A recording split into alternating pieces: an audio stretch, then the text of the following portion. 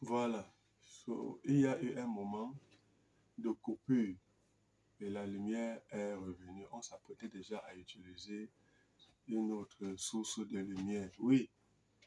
En elle était la vie. Voilà. En cette parole que nous voyons ce matin, la parole, ce qui sort de la bouche de Dieu, c'est ce qui sort de ma bouche ce matin par le Saint-Esprit. La parole de Dieu ne peut que sortir de la bouche de celui qui a le Saint-Esprit.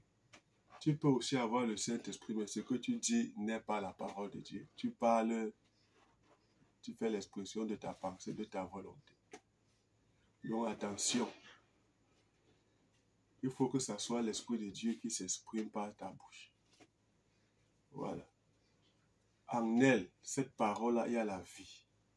Quand nous recevons la parole de Dieu, la vie entre en nous avec la parole qui est entrée. Donc la parole de Dieu entre en nous et nous donne la vie. Oui. Et la vie était la lumière des hommes. Cette vie-là nous ouvre les yeux. La parole de Dieu nous ouvre les yeux. Nous voyons.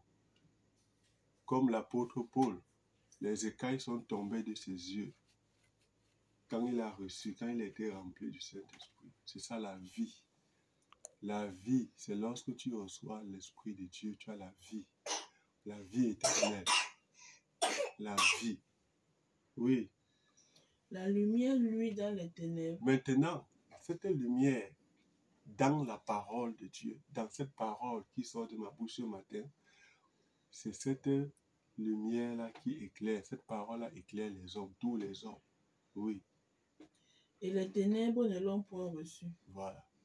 Ceux maintenant-là qui ne sont pas de la race des élus, ceux-là maintenant qui ne sont pas prédestinés pour le ciel, la vie éternelle, ne reçoivent pas ça.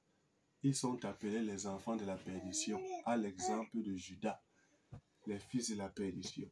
Les gens à qui si tu prêches la parole de Dieu, vraiment tu prêches,